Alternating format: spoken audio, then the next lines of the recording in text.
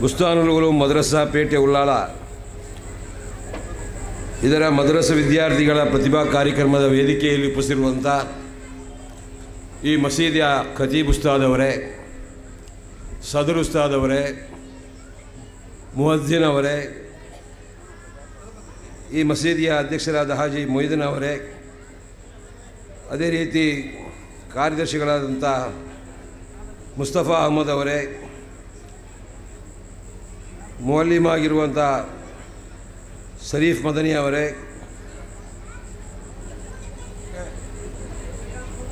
ಅಬೂಬಕ್ಕರ್ ಸಿದ್ದಿಕ್ ಅವರು ಬರಲಿಲ್ಲ, ನೌಶಾದ್ ಅವರು ಕೂಡ ಬರಲಿಲ್ಲ ಅಂತ ಕಾಣ್ತಿದೆ, UT ಫಯಾಜ್ ಕೊಟ್ಟಾರ ಅವರೇ, ಉಮರ್ ಶಫೀರ್ ಅವರೇ, ಇಬ್ರಾಹಿಂ ಅಧ್ಯಕ್ಷರು ಯುನೈಟೆಡ್ ಚಾರಿಟೇಬಲ್ ಟ್ರಸ್ಟ್ ಇವರೇ, ಅದೇ ರೀತಿ ಪಂಪೇಲ್ ಬೆಂದೂರುವೆಲ್ಲ ಸೂಪರ್ ಮಾರ್ಕೆಟ್ನ ಮಾಲಕರು, ಈ ಮಸೀದಿಯ ಒಬ್ಬ ಕೊಡುಗೈದಾಣಿಯಾದಂಥ ಮೊಹಮ್ಮದ್ ಇಲ್ಯಾಸ್ UT ಅವರೇ, ಶರಾಫತ್ ಬಶೀರ್ ಅವರೇ, ಇನ್ನಿತರೆಲ್ಲ ನನ್ನ ಸ್ನೇಹಿತರೇ ಹಾಗೂ ಹಿರಿಯ ಭಾಗದ UB ಇಸ್ಫಾಕ್ ಅವರೇ, ಇಲ್ಲಿ ಸೇರಿದ ಎಲ್ಲ ನನ್ನ ಸಹೋದರ ಸಹೋದರಿಯರೇ, ವಿದ್ಯಾರ್ಥಿನಿಯರೇ, ಅಸ್ಸಲಾಮು ಅಲೈಕುಂ ವರಹಮತುಲ್ಲಾಹಿ ವಬರಕಾತು. ವಿಶೇಷವಾಗಿ ಇವತ್ತು ಸನ್ಮಾನಿಸಲ್ಪಡುವಂಥ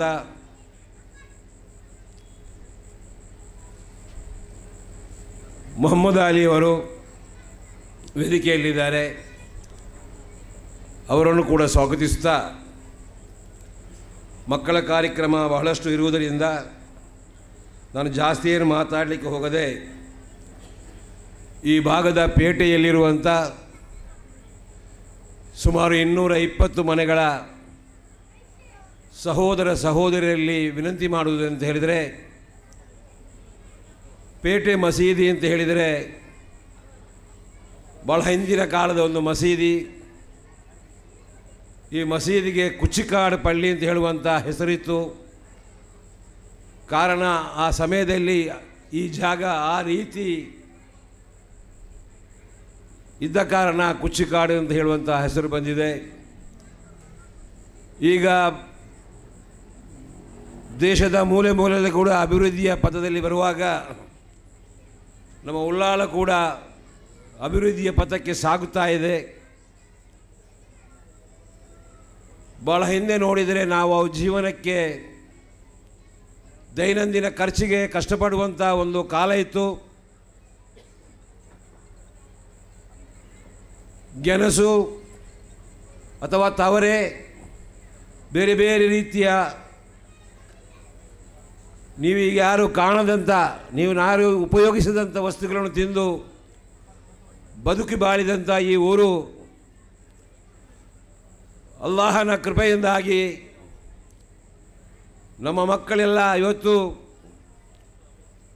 ಶಿಕ್ಷಣ ಪಡ್ಕೊಂಡು ಬೇರೆ ಬೇರೆ ರೀತಿಯ ಉದ್ದಿಮೆ ಹಾಗೂ ಕೆಲಸಗಳ ಮುಖಾಂತರ ಮುಂದಾದಾಗ ಇವತ್ತು ನಾಡು ಬೆಳಕಿನತ್ತ ತೆರೆಸಿದೆ ಅಂತ ಹೇಳಲಿಕ್ಕೆ ನಾನು ಇಷ್ಟಪಡ್ತೇನೆ. ಹಾಗಾಗಿ ಈ 220 ಮನೆಯವರು ಕೂಡ ಈ ಮಸೀದಿಗೆ ಬೇಕಾದಂಥ ಅಭಿವೃದ್ಧಿಗೆ, ಈ ಮಸೀದಿಯಲ್ಲಿ ನಡೆಯುವಂಥ ಈ ಮಸರದ 160ಕ್ಕಿಂತ ಮಿಕ್ಕಿದ ಮಕ್ಕಳ ವಿದ್ಯಾಭ್ಯಾಸಕ್ಕೆ ಬರೇ ನಾವು ಸೈಯದ್ ಮದನಿ ದರ್ಗಾದಿಂದ ಬರುವಂಥ ಅನುದಾನವನ್ನು ಕಾಯದೆ ಪ್ರೋತ್ಸಾಹವಾಗಿ ಅಭಿವೃದ್ಧಿಯತ್ತ ಈ ಶಿಕ್ಷಣವನ್ನು ಮುಂದುವರಿಸಲಿಕ್ಕೆ, ಈ ಮದ್ರಸಾ ಶಿಕ್ಷಣದೊಂದಿಗೆ ಇನ್ನಿತರ ಕಂಪ್ಯೂಟರ್ ಶಿಕ್ಷಣ, ಹೆಣ್ಣು ಮಕ್ಕಳ ಶಿಕ್ಷಣ ಇತ್ಯಾದಿಗಳನ್ನು ನಡೆಸಲಿಕ್ಕೆ ತಾವೆಲ್ಲ ಕಟ್ಟಿಬದ್ಧರಾಗಿ ಸಹಾಯ ಮಾಡಬೇಕು ಅಂತ ಕೇಳಿಕೊಂಡು, ವಿಶೇಷವಾಗಿ ಪ್ರವಾದಿ ಸಲ್ಲಲ್ಲಾಹು ತಆಲರವರ ಜನ್ಮ ಮಾಸವಾದ ಈ ಸಂದರ್ಭದಲ್ಲಿ ಮೌಲೂದ್ ಪಾರಾಯಣ, ಅನ್ನದಾನ ಮುಂತಾದ ಎಲ್ಲವೂ ನಡೆಯುತ್ತದೆ. ಆದರೆ ಈ ಸಂದರ್ಭ ಮಾಡಬೇಕು, ನಾವೆಲ್ಲ ಪ್ರವಾದಿ ಸಲ್ಲಲ್ಲಾಹು ಅಲೈಹಿ ವಸಲ್ಲಂ ಹೇಳಿದಂಥ ಆ ವಚನಗಳನ್ನು ನಮ್ಮ ಮೈಗೂಡಿಸುವುದರೊಂದಿಗೆ ನಾವು ಅದಕ್ಕೆ ಒತ್ತು ಕೊಟ್ಟು ಅನ್ಯ ಧರ್ಮರ ಮುಂದೆ ಇಸ್ಲಾಂ ಧರ್ಮ ಎಂದರೆ ಏನು ಅಂತ ಹೇಳುವಂಥದ್ದು ಭಾಷಣ ಮಾಡದೆ ನೀಡದೆ ನಾವು ನಮ್ಮ ಶರೀರದಲ್ಲಿ ಆ ಒಂದು ಚಹರೆಯನ್ನು ಅಳವಡಿಸಿಕೊಂಡು ಮಾದರಿಯಾಗಿ ಜನರಿಗೆ ತೋರಿಸಬೇಕು. ಆ ಮೂಲಕ ಇಸ್ಲಾಂ ಅಂದರೆ ಏನು, ಇಸ್ಲಾಂ ಯಾವತ್ತೂ ಕೋಮುವಾದ ಪಕ್ಷ ಅಲ್ಲ, ಇಸ್ಲಾಮಿನಲ್ಲಿ ಕೋಮುವಾದಕ್ಕೆ ಬೆಂಬಲವಿಲ್ಲ. ಇಸ್ಲಾಂ ಎಂಬುದು ಯಾವ ಕಳಿಸಿದ್ದಾರೆ ಅಂತ ಹೇಳಿದರೆ, ನಿನ್ನ ಮನೆಯ ಪಕ್ಕದಲ್ಲಿ ವಾಸಿಸುವ ಒಬ್ಬ ಯಾವ ಧರ್ಮಕ್ಕೆ ಸೇರಿದವನಾಗಿದ್ದರೂ ಕೂಡ ಅವನ ಹಸಿವನ್ನು ಅವನ ಬಗ್ಗೆ ವಿಚಾರಿಸುವಂಥದ್ದು, ಕೇಳಬೇಕು ಅಂತ ಹೇಳುವಂಥ ಪವಿತ್ರ ಸಂದೇಶ ನೀಡಿದಂಥ ಪ್ರವಾದಿಯವರಾಗಿದ್ದಾರೆ. ಒಂದು ಕಡೆ ಹೇಳ್ತಾ ಇದೆ, ತನ್ನ ಮನೆ ಮುಂದೆ, ತನ್ನ ಮನೆ ಹಿಂದುಗಡೆ, ತನ್ನ ಮನೆ ಕೆಳಗಡೆಯಲ್ಲಿ 40 ಮನೆಗಳ ಬಗ್ಗೆ ನೀವು ತಿಳಿದವನಾಗಿರಬೇಕು. ಅಂದರೆ ಅಷ್ಟೊಂದು ವಿಶೇಷವಾದ ಗಮನವನ್ನು ಜನಸಾಮಾನ್ಯರಲ್ಲಿ ಬೆರೆತು ಬಾಳಲಿಕ್ಕೆ ಪ್ರವಾದಿಯವರು ಕಳಿಸಿಕೊಟ್ಟಿದ್ದಾರೆ.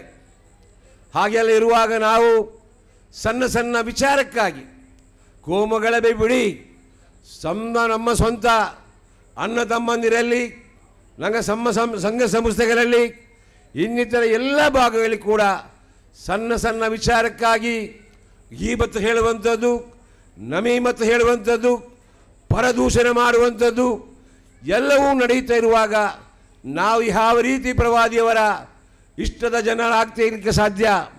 ನಾವು ಪ್ರವಾದಿ ಇಷ್ಟಪಡುವ ಜನ ಆಗಬೇಕಾದರೆ ಈ ರೀತಿ ಹೇಳಿದಂಥ ವಿಚಾರಗಳನ್ನು ನಾವು ಮರೆತು ಬಿಡಬೇಕು. ಅದರಿಂದ ದೂರವಾಗಿದ್ದುಕೊಂಡು ನಾವು ಪರಸ್ಪರ ಮನುಷ್ಯರಾಗಿ ಬಾಳಲಿಕ್ಕೆ ಪ್ರಯತ್ನ ಮಾಡಬೇಕು ಅಂತ ಕೇಳಿಕೊಂಡು, ಈಗ ವಿಶೇಷವಾಗಿ ನಾನು ತಮ್ಮಲ್ಲಿ ವಿಜ್ಞಾಪನೆ ಮಾಡುವಂಥದ್ದು, ಈ ಪೇಟೆ ಮಸೀದಿ ಬಹಳ ಚಿಕ್ಕ ಜಾಗದಲ್ಲಿದೆ.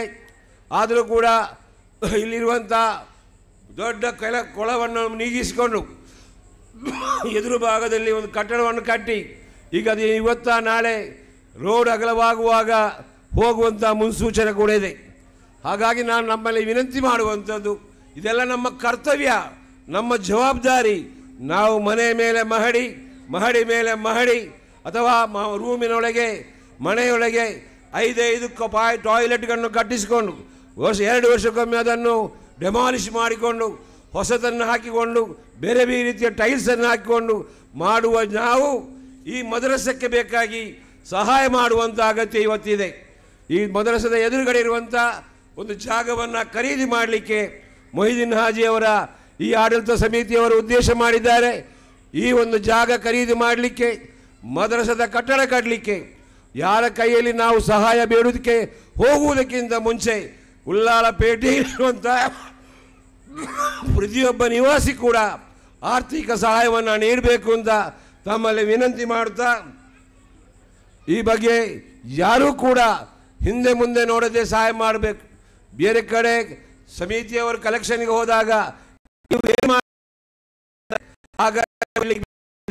ನಾವು 5 ಸೆನ್ಸ್ ಜಾಗವನ್ನು ಖರೀದಿಸುವ ಹಣ ನಮ್ಮ ಮೊಹಲ್ಲದಲ್ಲಿ ಮಾಡಿದ್ದೇವೆ ಅಂತ ಹೇಳುವಂಥ ಒಂದು ಮಾತು ಈ ಕಮಿಟಿಯವರ ಬಾಯಲ್ಲಿ ಬರುವ ಹಾಗೆ ಸಹಕರಿಸಬೇಕು ಅಂತ ಕೇಳಿಕೊಂಡು, ಈಗ ಸನ್ಮಾನ ಪಡುವಂಥ ನಮ್ಮ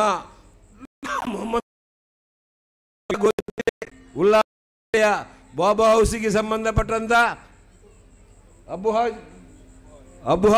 ಬಿಹಾರಿ ಅವರ ಮಗ ಮೊಹಮ್ಮದ್ ಅಲಿ, ಕೆಲವರು ಮೊಯ್ಲಾರ್ ಮೊಹಮ್ಮದ್ ಅಲಿ ಅಂತ ಹೇಳ್ತಾರೆ. ಕಾರಣ ಏನಂತ ಹೇಳಿದರೆ, ಯಾವತ್ತೂ ಕೂಡ ಸೌಮ್ಯ ಸ್ವಭಾವ, ತಲೆ ಕೆಳಗೆ ಹಾಕಿಕೊಂಡು ನಡೆಯುವಂಥ ಸ್ವಭಾವ, ಆ ಒಂದು ಬಟ್ಟೆ ಬರೆ ಒಂದು ಸಿಂಪಲ್ ಆಗಿ ಇದ್ದುಕೊಂಡು ನನ್ನ ಈ ಒಂದು ಇಮಾಮ್ ಬಾಂಗ್ ಕರೆಯುವ ಮೊದಲು ಬಂದು ಸೇರುವಂಥ ಒಬ್ಬ ನಮ್ಮ ಮೊಹಿದ್ದೀನ್ ಹಾಜಿಯವರ ಮಾವ ಕೂಡ ಆಗಿದ್ದಾರೆ. ಅವರನ್ನು ಇವತ್ತು ಗುರುತಿಸಿ ಸನ್ಮಾನ ಮಾಡಲಿಕ್ಕೆ ಕಮಿಟಿಯವರು ತೀರ್ಮಾನ ಮಾಡಿದ್ದಾರೆ. ಅವರಲ್ಲಿ ಮತ್ತೊಂದು ವಿಶೇಷ ಗುಣ ಏನಂತ, ವಿಶೇಷವಾಗಿ ಅವರಲ್ಲಿ ಇದ್ದಂಥ ಇದೇನು ಅಂತ ಹೇಳಿದರೆ, ಅವರ 2 ಮಕ್ಕಳು ಇವತ್ತು ದೀನಿ ವ್ಯವಸ್ಥೆಯಲ್ಲಿ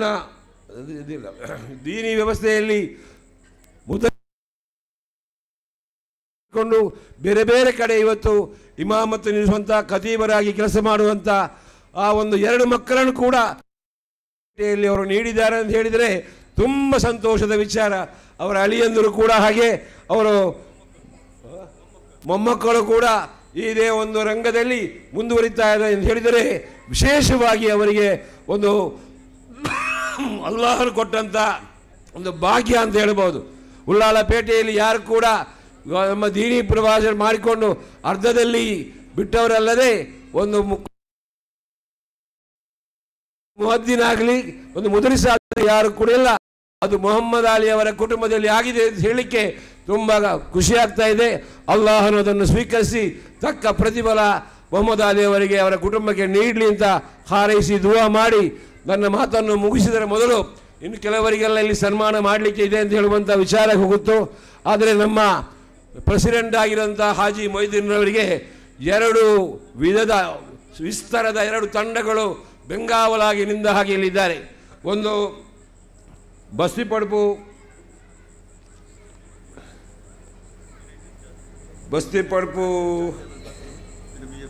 BFC ಮತ್ತು ಚಾರಿಟೇಬಲ್ ಟ್ರಸ್ಟ್ ಎಂಬ 2 ಸಂಸ್ಥೆಗಳು,